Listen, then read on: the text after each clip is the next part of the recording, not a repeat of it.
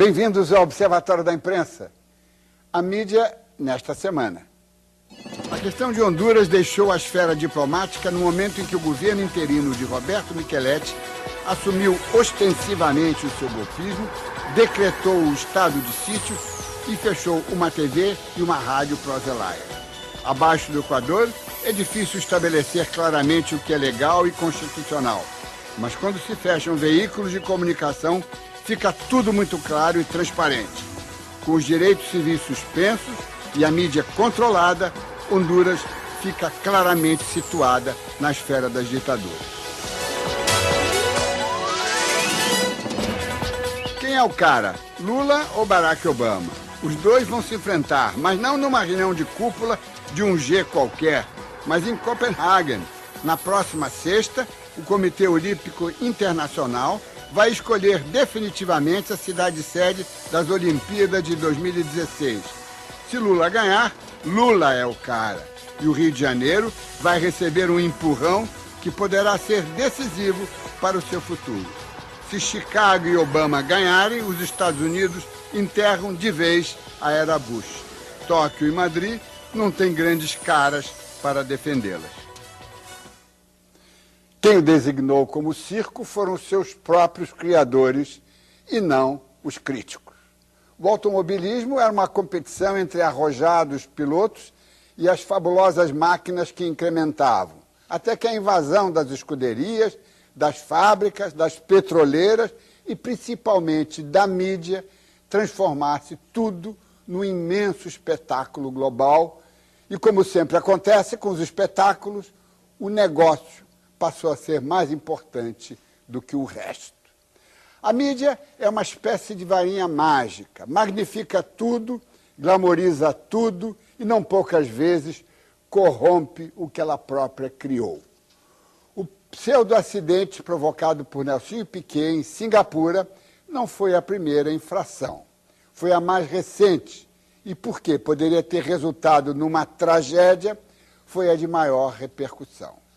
A mídia finalmente encarou o perigoso negócio ao qual ela oferecia não apenas o seu tempo e o seu espaço, mas, sobretudo, a sua credibilidade.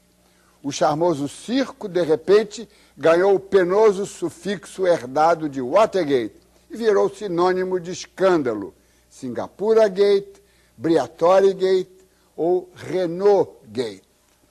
Nada será como antes nos autódromos, e quem vai fazer a diferença será a imprensa.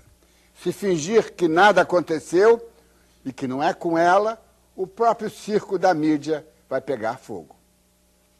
Vamos ver como ficou o resultado da votação na urna eletrônica do nosso site. A pergunta era: a política brasileira sairá ganhando com o uso da internet pelos políticos? Ao todo foram 563 votos. 66% responderam que sim e 34% acreditam que não. A pergunta desta semana é: a mídia brasileira tem sido capaz de separar os interesses comerciais da cobertura jornalística da Fórmula 1? A votação deve ser feita apenas em nosso site, no endereço que você vê aí na tela. O acidente encomendado no Grande Prêmio de Singapura, no ano passado, deixou a Fórmula 1 com cara de vale tudo. O escândalo abalou as estruturas do circo e ganhou as manchetes da imprensa mundial. Em 2008, no GP de Singapura, o então piloto da Renault, Nelson Piquet Filho, bateu o carro no muro propositalmente para beneficiar o espanhol Fernando Alonso, da mesma equipe que acabou vencendo a corrida. O ex-piloto Nelson Piquet, pai de Nelsinho, denunciou o caso à Federação Internacional de Automobilismo. O filho confessou à FIA ter atendido às ordens dos diretores da Renault, Flávio Briatore e Pat Simmons. A federação respondeu duramente e aplicou severa punição a Flávio Briatore. Ele foi banido do circo da Fórmula 1, enquanto Pat Simmons foi suspenso por 5 anos. O acidente armado abalou a credibilidade da Fórmula 1.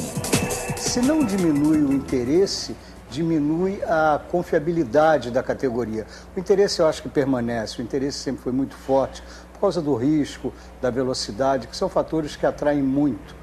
mas a confiabilidade da categoria está sendo abalada mais uma vez. Esse não é o primeiro caso, na verdade, todos os anos têm sido marcados por atitudes absolutamente condenáveis, absolutamente condenadas até, mas absolutamente negativas para a imagem da categoria. A crise do automobilismo hoje, ela não é uma crise ético-moral por esse escândalo que aconteceu. Esse escândalo foi mais um grande, como muitos. 2 anos atrás houve o escândalo da espionagem entre a Ferrari e a McLaren, e que acabou punindo duramente a McLaren, com uma multa de 100 milhões de dólares, com os envolvidos também sendo banidos do esporte.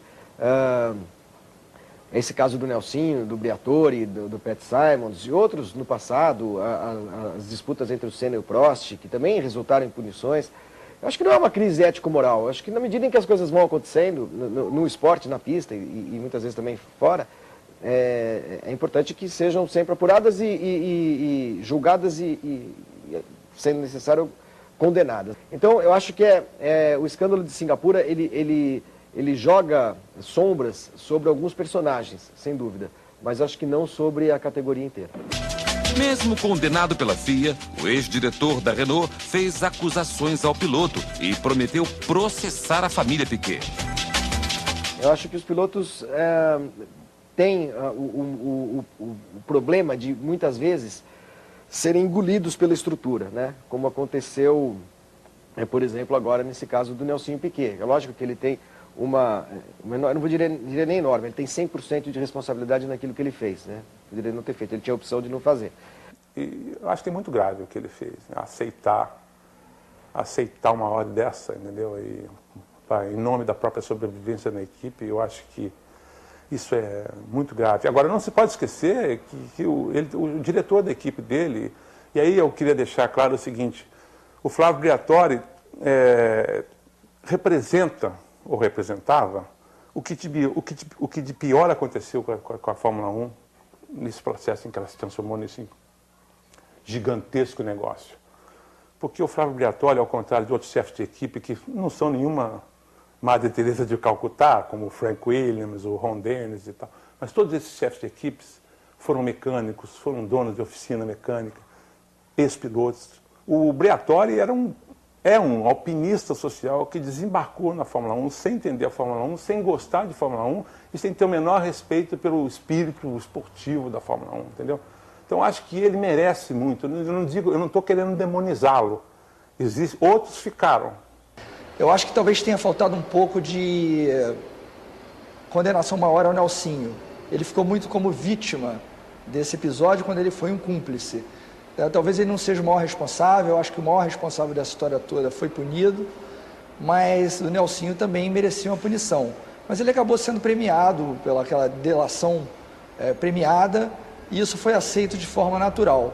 Eu acho que, na verdade, esse episódio merecia uma condenação geral, né, do chefe da equipe, do seu principal engenheiro, do piloto e da equipe. E aí sim entraram alguns interesses da Fórmula 1, já que foi uma grande equipe, uma grande montadora, e não existia interesse da própria Fórmula 1 criar muitos problemas e até ameaçar a permanência dessa montadora no esporte. O episódio deixou em evidência pequenas armações que são admitidas em favor do esporte. A história do automobilismo ela é recheada de pequenas mutretas, pequenas irregularidades, pequenas espertezas, né?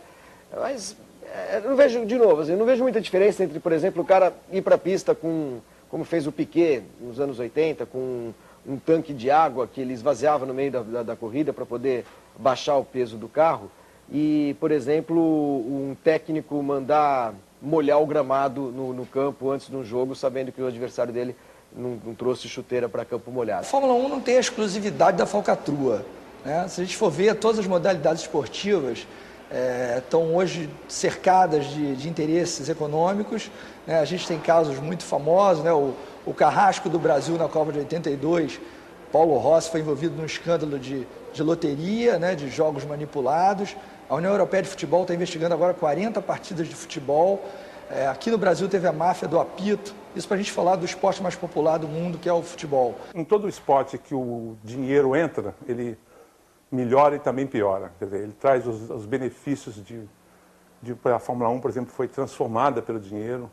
Hoje ela é muito mais segura, ela é muito mais espetacular, você assiste com muito mais detalhes, tanto na televisão quanto nos autódromos. Mas você tem um outro lado, que são os interesses fortíssimos que se manifestaram nesse caso aí da Renault. Ao meu lado, aqui no Rio de Janeiro, está Celso Tiberê, colunista do Globo e um dos maiores nomes da crônica especializada em automobilismo. Em São Paulo, Fábio Seixas, editor de esporte da Folha de São Paulo, e João Carlos Albuquerque, apresentador do programa Limite, da ESPN Brasil, também participam do debate. Você pode enviar a sua pergunta ou comentário pelo telefone, Twitter ou através do nosso chat no site da TV Brasil. O endereço é www.tvbrasil.org.br/interatividade. Participe. Celso Tiberê é colunista de esporte do jornal O Globo, onde trabalha há 28 anos. Neste jornal foi editor de esporte, de economia e editor executivo. Acompanha a Fórmula 1 desde os tempos de Emerson Fittipaldi. Começou no jornalismo, na Folha de São Paulo, e passou também pelo Jornal da Tarde. Celso, em homenagem aos meus cabelos brancos e não aos seus, eu queria que você lembrasse, quer dizer, nem sempre a coisa foi assim, quer dizer, já tivemos os tempos heróicos do automobilismo, heróico, competitivo, primitivo, quase. Eu estou me referindo aos anos 30, eu, criança, Pintacuda, Chico Landi, mais tarde aí, já é a fase do Fangio. Isso eu queria que você me falasse rapidamente, e sobretudo ao espectador mais jovem, que não sabe do passado, trouxesse ele para perto ou desse uma dimensão histórica disso. Você tem, digamos assim, a velha e a nova Fórmula 1. Né? A velha Fórmula 1 é a Fórmula 1 pré-Segunda Guerra e a Fórmula 1 nova que começou, então, no ano de 1950, na Inglaterra, em Silverstone, fazendo a primeira corrida, que é isso conhecido hoje como Fórmula 1, que está completando 60 anos de existência. As primeiras corridas eram corridas heróicas, por quê? Porque não havia escuderias, eram pequenos representantes em carros feitos em fundo de quintal, ajeitados na oficina do pai, do tio, do avô, e que, na verdade, a corrida era tudo. Ali é apenas para ver quem era o mais rápido, quem conseguia vencer. Era uma briga realmente de talentos, de capacidade de ajeitar uma máquina, de conseguir um acerto melhor para um motor, para um pneu, etc, etc, etc. E a virada? E aí, o que aconteceu? Quando começaram as provas da nova Fórmula 1, em 1950, o automobilismo ainda guardava isso. Eram provas feitas em aeroportos que eram herança da guerra, que eram mexidos para poder se transformar numa pista de corrida. E havia ainda esse espírito de que, dessa competição pequena de qualidade entre um e outro, que eu sou melhor do que você, etc, etc. À medida em que a Fórmula 1 foi caminhando para uma cobertura de mídia mais intensa. E, basicamente, a partir do momento em que a televisão entrou na Fórmula 1, né, que é onde a Fórmula 1 começou a ganhar uma visão mundial, a se tornar um esporte mundial, né, porque o campeonato mundial de Fórmula 1 era disputado apenas na Europa, né, não havia corridas fora da Europa, era um circuito europeu. Porque quem corria? Corriam carros franceses, italianos, os pilotos eram ingleses, e aí os carros eram representados pelas cores dos seus países. Os carros franceses eram azuis, os carros ingleses eram verdes, os carros italianos eram vermelhos. Por isso que a Ferrari é vermelha, como a Alfa Romeo era vermelha, porque os carros italianos eram vermelhos, os carros ingleses eram verdes, os carros franceses eram azuis. Então, tinha assim todo um jogo de cartas marcadas que, enfim, aí entrou a televisão.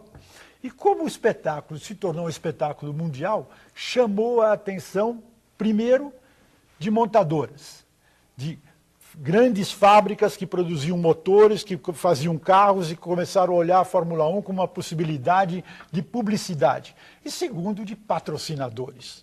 Então, começou a injeção de grandes quantidades de dinheiro e, na verdade, aquilo foi se transformando num grande negócio que cresceu a ponto de, Nos últimos anos, uma equipe de ponta, como a Ferrari, como a McLaren, por exemplo, teria um orçamento que oscila entre 400 e 450 milhões de dólares por temporada, o que é uma quantidade de dinheiro gigantesca.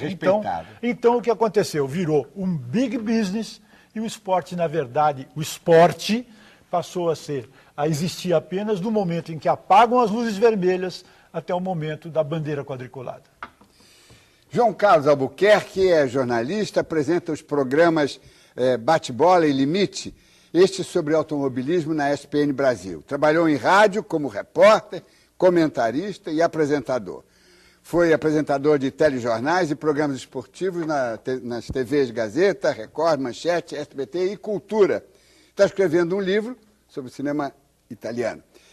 João Carlos, você se diz que é apenas um apresentador e que não entende do assunto, mas quem apresenta entende, é testemunha, e eu queria que você agora nos trouxesse um quadro desse circo de hoje, não é?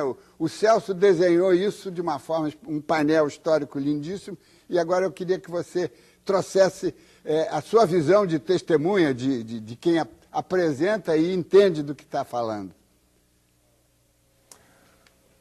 Ô, Diniz, antes de mais nada, é um prazer imenso estar aqui com você, com o Fábio Seixas, com o Itiberê.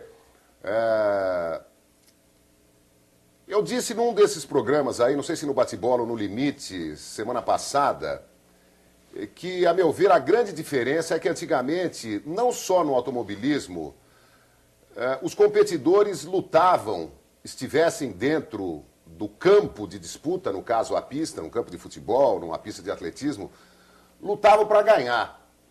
E a sensação que eu tenho de uns tempos para cá é que eles lutam para ganhar dinheiro. Seja um velocista, seja um corredor, seja um piloto, um jogador de futebol. A gente não pode se iludir. Fazer discurso político a essa altura eu acho meio inconveniente. Mas a verdade é que o capitalismo venceu no automobilismo, venceu em toda parte. E o dinheiro hoje é capaz de coisas impressionantes, né? A disposição das pessoas para aumentar a sua conta bancária chega a atitudes irracionais. Semana passada, o presidente da Rede, uma equipe de atletismo, foi surpreendido pela notícia alarmante de que vários dos seus atletas, com os quais ele mantinha uma relação altamente profissional, estavam se dopando. Foi um golpe terrível para um homem que está investindo o seu nome, o nome da sua empresa, o seu dinheiro. Realmente, nós ouvimos algumas entrevistas dele lá na ESPN Brasil. O homem ficou arrasado. E ele disse uma coisa que me deixou muito impressionado. Ele falou, olha, eu conversei com todos os meus atletas acusados de doping, cujos exames deram positivo, e não senti em nenhum deles, ou em quase nenhum deles, o arrependimento por ter feito o que fez. Eles se arrependem de ter sido pegos no exame antidoping, e não de terem se dopado. Então há, inegavelmente, uma inversão de valores, né? Uma loucura que domina o ser humano hoje. A gente acha que quando a verdade vem à tona as coisas melhoram, mas, como diz o editorial aí, como dizia Chico Buarque de Holanda, não existe pecado do lado de baixo do Equador, pelo menos do lado de cima.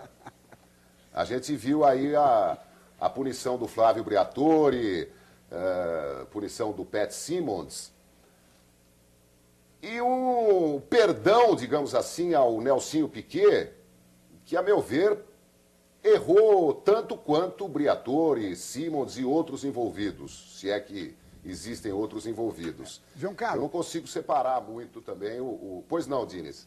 Vamos só, antes de entrarmos nesse caso, eu queria ouvir o Fábio Seixas. Ele é editor adjunto e colunista de esportes da Folha de São Paulo, é mestre em administração esportiva pela London Metropolitan University da Inglaterra, cobre automobilismo há mais de 10 anos, já esteve presente em mais de 120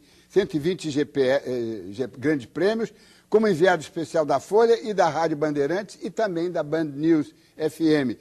Fábio Seixas, como é que você vê essa mudança, não é? Quer dizer, esse circo agora pegando fogo, né? Porque antes era um circo com certo glamour, não é? Com bandinhas de música, e agora é um circo já misturado com lama, né? Pois é, Diniz, é um grande prazer estar aqui, obrigado pelo convite. Eu sempre quis ser Albuquerque, Tiberê e Diniz quando crescesse, e estou longe disso ainda, mas é muito legal estar batendo esse papo com vocês. O circo recebeu um pouco de lama, recebeu uma bela quantidade de lama com essa notícia, com esse vazamento da notícia do caso de Singapura do ano passado. Uma questão importante que eu acho em tudo isso, Diniz, é que esse caso só veio à tona, esse caso só se tornou público porque o Nelsinho Piquet foi demitido da Renault. Caso ele não tivesse sido demitido da Renault, caso ele tivesse assinado um contrato com a Renault até 2056, a gente nunca saberia de tudo o que aconteceu. No ano passado, a coincidência foi tão grande naquela corrida que, na ocasião, um ou outro ali falou, poxa, parece que foi de propósito, a coincidência foi tão enorme que parece que fizeram de propósito. Mas que quem gosta do esporte, não só da Fórmula 1, mas quem gosta de acompanhar esporte, quem acredita na verdade, na pureza ainda do esporte, descartou isso logo de cara. Eu, como um desses apaixonados, talvez ultrapassado, talvez burro, eu disse na hora que não, imagina, isso é uma estupidez, isso nunca aconteceria. E depois, quase um ano depois, a gente recebeu a notícia vindo de uma confissão do Nelsinho Piquet de que aquilo tudo foi intencional, de que ele só fez aquilo para beneficiar o Alonso porque se sentia pressionado dentro da equipe. Então, é verdade, a lama atingiu o circo, mas essa lama só veio à tona, só apareceu, só brotou porque o Nelsinho Piquet foi demitido da equipe. O que leva também a uma outra questão. Quantas outras mutretas, quantas outras trapaças não aconteceram na Fórmula 1 e que a gente não soube porque não foi conveniente? Então, acho que essa é também uma questão importante. A imprensa, o trabalho da imprensa na Fórmula 1 é muito complicado, justamente por essas corporações todas que o Tiberê citou aí, que hoje estão na Fórmula 1, por esses investimentos que existem na Fórmula 1. Conseguir uma informação hoje na Fórmula 1, no paddock, é uma tarefa quase impossível, você só tem acesso àquilo que as equipes querem, então essa blindagem é muito forte. O que está por trás dessa blindagem que a gente não sabe? Acho que essa é outra questão e que preocupa não só o jornalista, como acho também o torcedor da Fórmula 1. Vamos fazer uma pausa e voltamos já. O Observatório da Imprensa está de volta e hoje debate mídia e o circo da Fórmula 1. Um jornalista brasileiro foi o responsável pelo furo do falso acidente de Singapura. Reginaldo Leme, comentarista da Rede Globo de televisão. Esse momento do furo é sempre muito bom, porque quando você tem uma informação, aí você apura daqui e dali, conclui que ela é verdadeira, aquilo vira dentro de você em ebulição. É uma grande emoção de saber que você está burilando uma coisa para relatar, seja no rádio, na TV ou na imprensa escrita, jornal ou revista, para dar em primeira mão. Eu vejo que na Fórmula 1, tudo que acontece ganha uma repercussão muito grande. A mesma coisa nos clubes grandes do futebol. Mas a FIA, a Federação Internacional de Automobilismo, tem procurado achar punição severa em certos casos. A exclusão do Briatore, a praticamente exclusão do segundo homem do Briatore, que era o Pat Symonds, porque tirar um cara na idade dele 5 anos da Fórmula 1 significa que ele não vai conseguir voltar. Talvez ela tenha errado, ou não sei se ela não teve outro caminho, de negociar melhor com o Nelsinho Piquet essa imunidade. Porque o Nelsinho poderia ter pego, por exemplo, uma pena igual a que a Renault pegou, né? 1 ano ou 2 anos, mas com sursis, ou seja, ele podendo executar a função, o trabalho dele, desde que não se envolvesse nenhuma outra coisa errada, por menor que fosse. Eu acho que a Fórmula 1 é mais forte do que tudo isso. Ela tem 60 anos de existência. Nesses 60 anos, ela criou nomes importantíssimos para a história, alguns que já morreram, mas são ídolos que a gente não esquece. Também não deve ser esquecido um escândalo como esse, mas a própria história da Fórmula 1 vai acabar superando.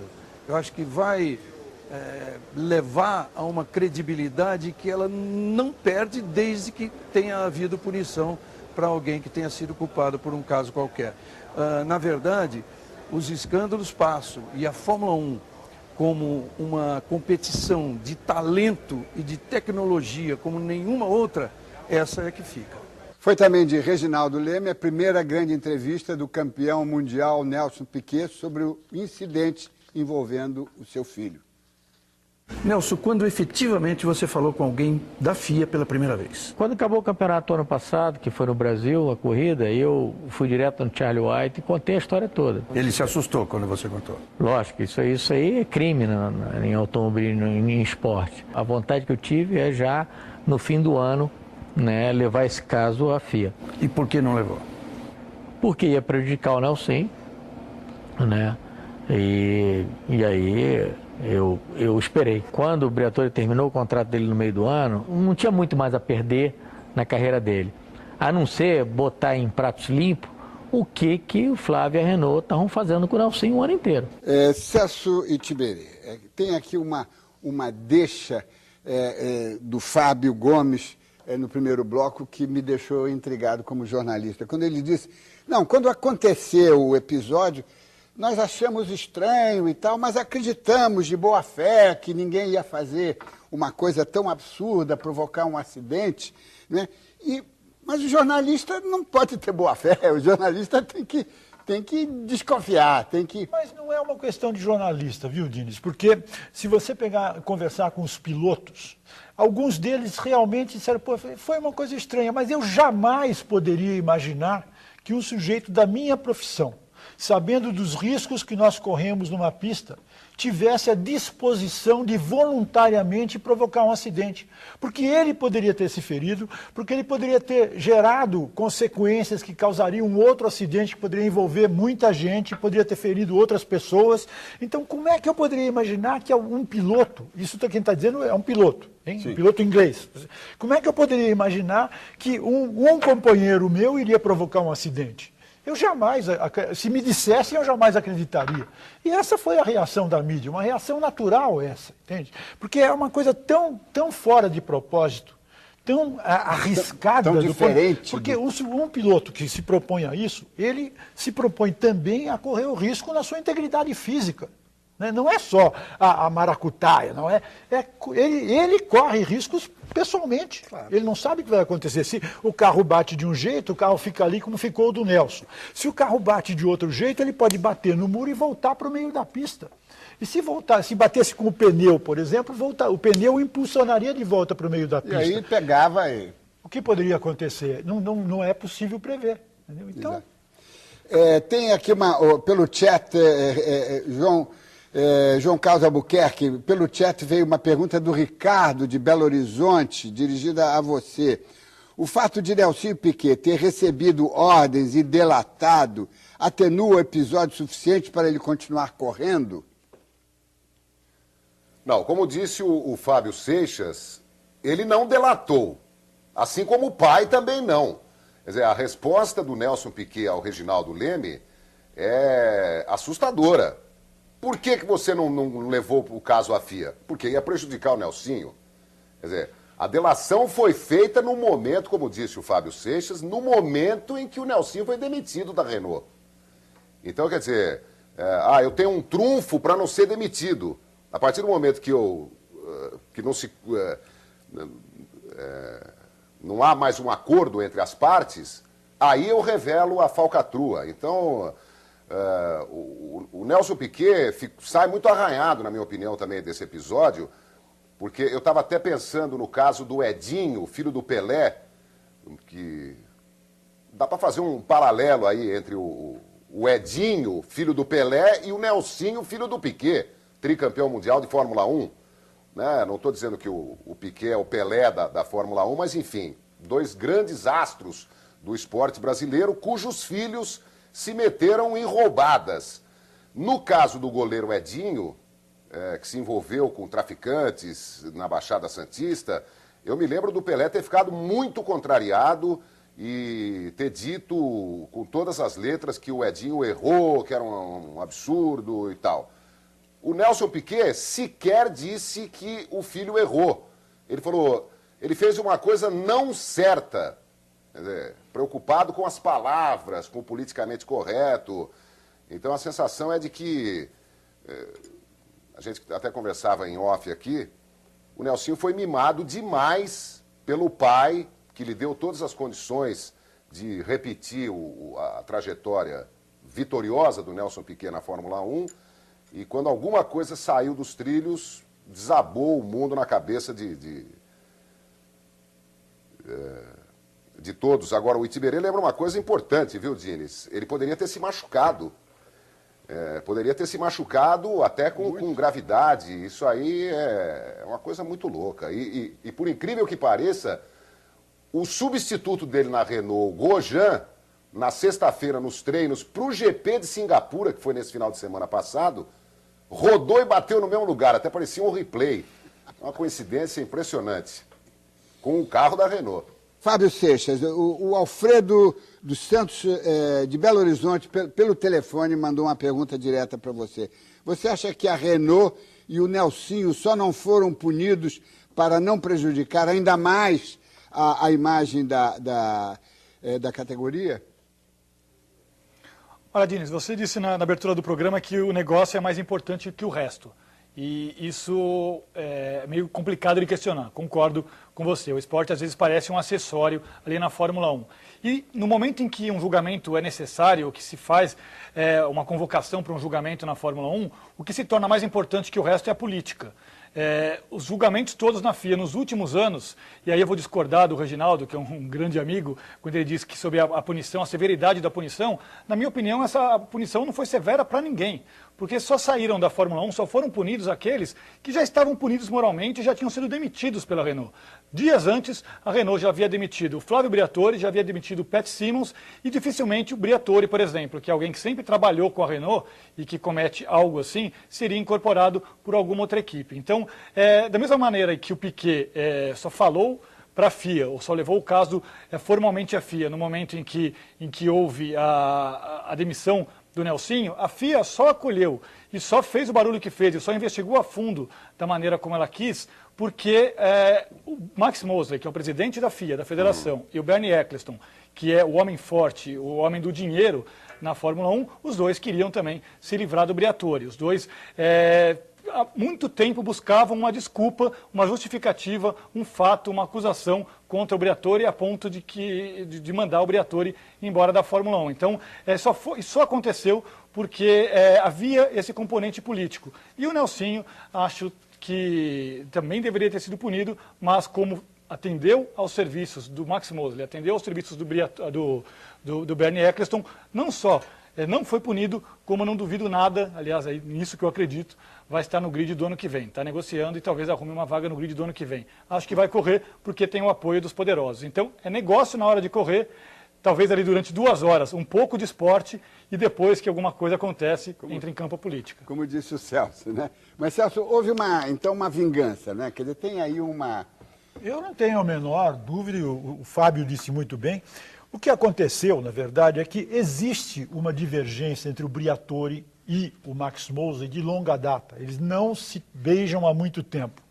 O Bernie Ecclestone tem com o Briatore um problema de ordem financeira, porque embora eles sejam sócios num time de futebol inglês, o Queen's Park, nos últimos anos o Briatore começou a fazer uma campanha para que as montadoras se soltassem da Fórmula 1 e criassem um campeonato paralelo.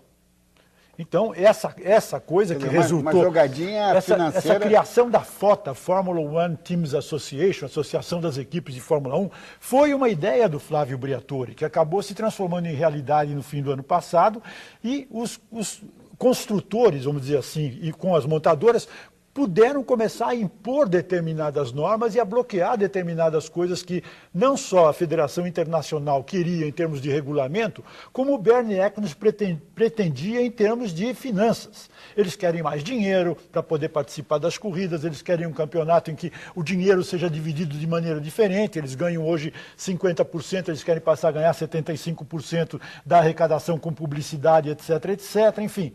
Toda essa coisa gerou uma certa irritação contra o Flávio Briatore. E no caso do Max Moser, ainda uma agravante. Você lembra que o Max Moser esteve envolvido há 2 anos atrás num caso de sadomasoquismo com mulheres, chicotinhos, enfim, não entremos em detalhes. Não, mas o nome do Moser é um pequeno parênteses que o telespectador tem obrigação de saber passado. O nome Mosley provoca arrepios em muita gente, sobretudo em mim, porque o pai dele era um líder fascista da Inglaterra. Durante a guerra, a Inglaterra em guerra, e ele estava a favor do Hitler e do Mussolini. Foi preso, evidentemente, e depois da guerra foi solto. Mas tem aí uma história, um DNA perigoso. Mas nessa briga de poder, o que aconteceu? Quando houve a denúncia, imediatamente ele disse, bom, quando o Piquet fez a denúncia, não aconteceu nada. Por quê? Porque não havia nenhuma maneira de provar o que havia acontecido.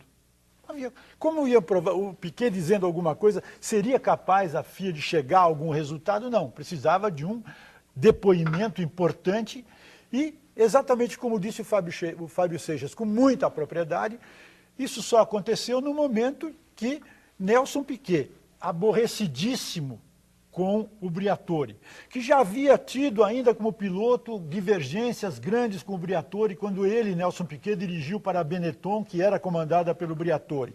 Enfim, tudo isso contribuiu para que as denúncias fossem feitas e que o Mosley, como presidente da federação, absolvesse o Nelsinho.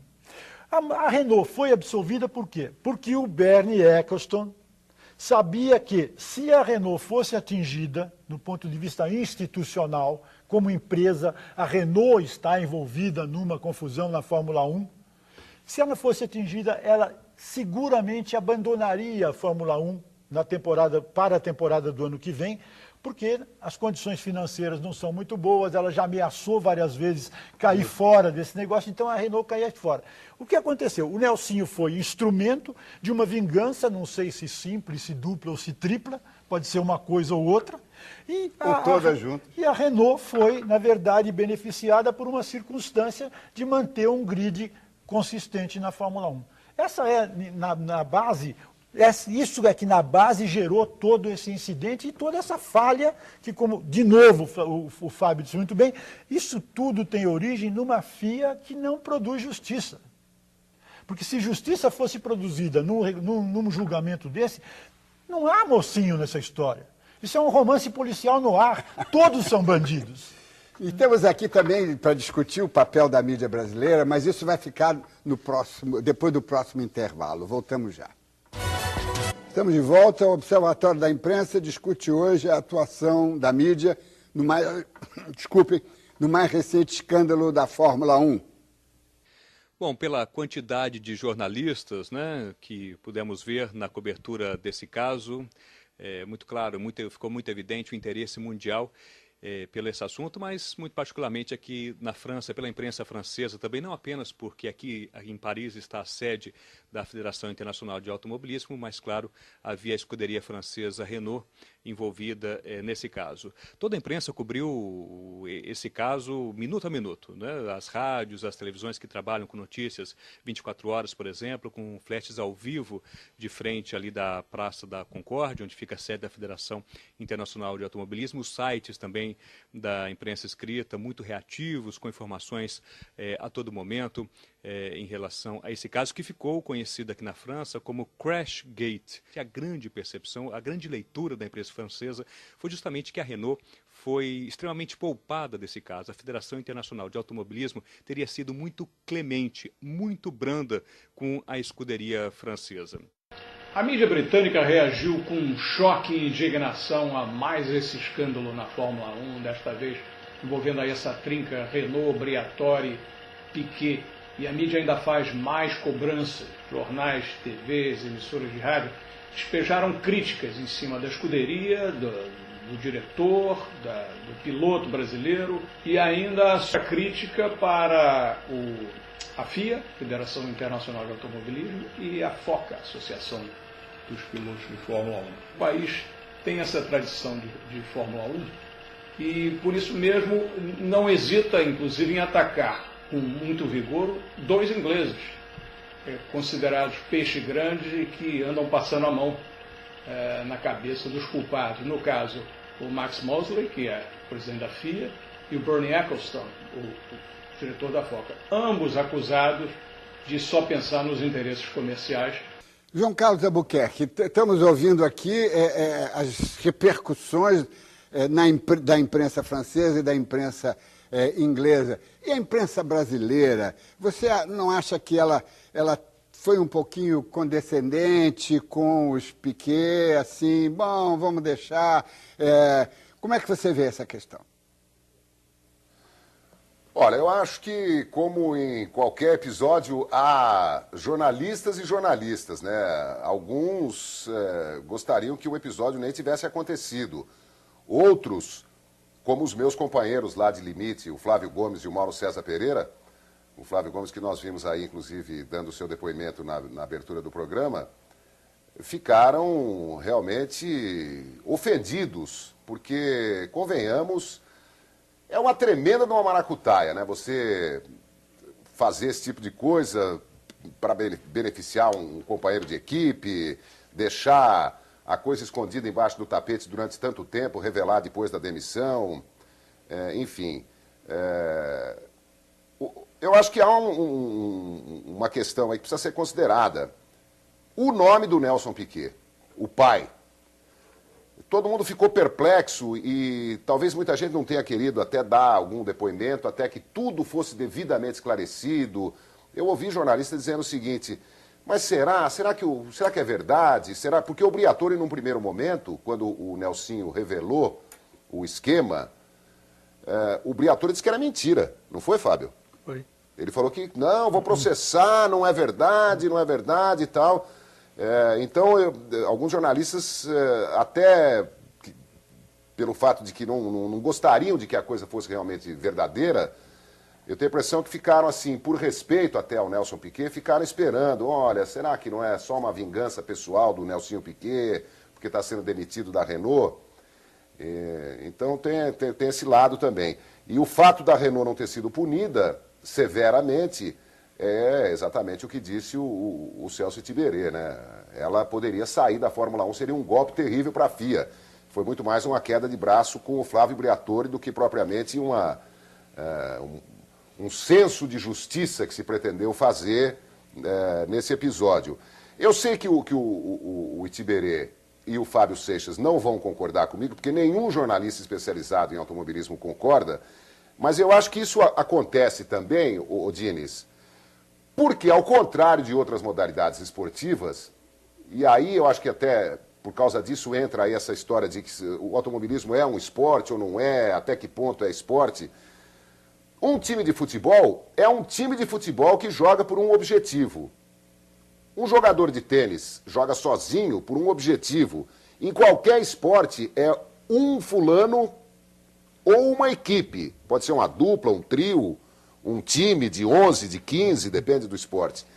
Na Fórmula 1, são dois pilotos da mesma equipe, que podem, em determinado momento, lutar um contra o outro e pode, eventualmente, um tentar beneficiar o outro por imposição da equipe ou por amizade.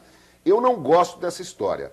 E acho que se existissem 30 escuderias interessadas na Fórmula 1, haveria um piloto só em cada escuderia, e seria mais interessante a Fórmula 1, mas é uma opinião muito pessoal, viu, Diniz? Fábio, você concorda com essa visão conceitual, porque mexe inclusive na própria essência, no conceito, se automobilismo é esporte, e se essa forma de ter dois competindo não favorece o que vocês chamaram de mutreta. Como é que você vê isso?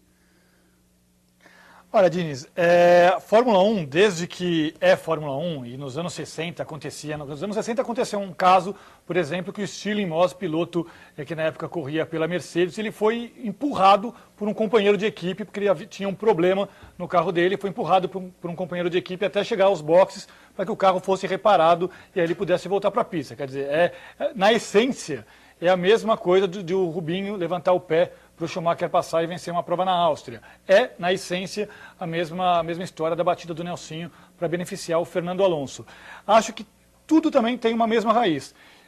volto ao que eu falei antes aqui, que é a impunidade, é um histórico de impunidade. Na Fórmula 1, esse tipo de malandragem sempre soou muito bonitinho, é bacana, olha, o Piquet sabotou o calibrador de pneu do companheiro de equipe para assim o cara não poder copiar o acerto dele. Olha, o outro piloto, o Schumacher está correndo com controle de tração disfarçado. Todo mundo sabe desse tipo de coisa, esse tipo de informação vaza na Fórmula 1 e todo mundo acha que é uma malandragem, que é uma coisa bonitinha, é um jeitinho que existe também na Fórmula 1 e que não é punido. Quando houve o episódio da Áustria, de 2002, que foi talvez foi a ajuda a um companheiro de equipe mais flagrante que aconteceu até esse momento agora do Nelsinho, o Rubinho praticamente parando o carro na reta para o Schumacher vencer, a FIA soltou um comunicado dizendo o seguinte, olha, o jogo de equipe está proibido. Lembramos que o jogo de equipe está proibido pelo regulamento e que a partir de agora vamos observar com mais rigor. E não aconteceu nada. Quer dizer, houve outros casos, claro, que em uma disputa de título, o Massa ajudar o Raikkonen numa última prova do campeonato, já sem chance, você até entende, mas houve outros casos de pilotos ajudando o companheiro e isso nunca foi punido.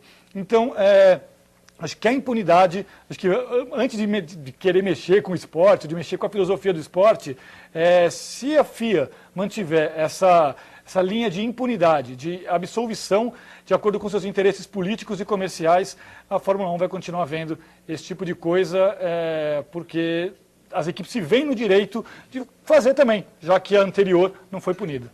Celso Tiberê, com relação a essa, digamos, complacência da mídia brasileira com os Piquet, não é?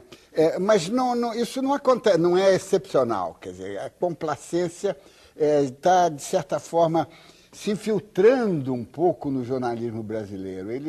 O jornalista brasileiro, não sei se no caso esportivo apenas, ou em geral, ele acaba se acomodando. Como é que você vê essa questão?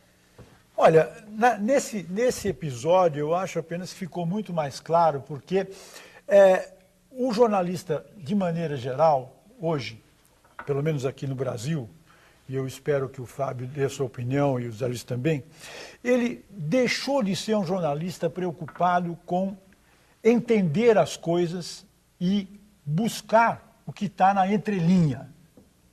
Porque você não vai mais entender hoje, com essa facilidade de assessoria de imprensa, se você não dominar o assunto e se você não conseguir ler o que está na entrelinha. Você precisa ter espírito crítico, Diniz. Isso é fundamental. E eu acho que a imprensa brasileira, não apenas no esporte ou no automobilismo, mas no seu geral, está progressivamente perdendo esse espírito crítico. Eu posso estar enganado, você é um especialista, você me contrarie, por favor, se eu estiver enganado. Eu concordo, eu recebo de braços abertos a sua observação. Mas eu vejo muito isso. E quando envolve assim, o interesse, o patriotismo, então, aí a coisa vai a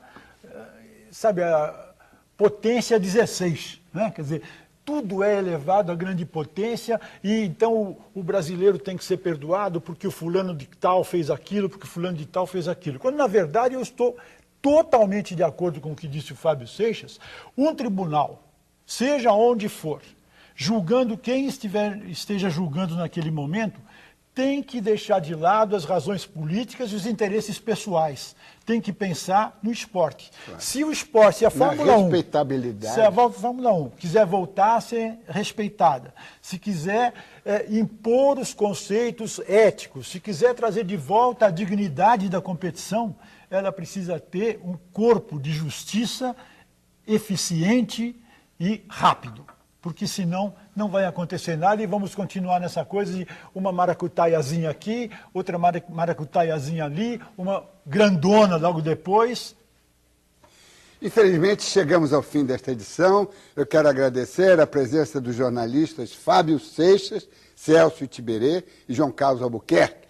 Você também pode participar do nosso programa, envie o seu comentário ou pergunta em vídeo. Acesse nosso site e participe. E lembre-se, acompanhando o Observatório da Imprensa, pela TV, pela internet ou pelo rádio, você nunca mais vai ler jornal do mesmo jeito. Uma boa noite.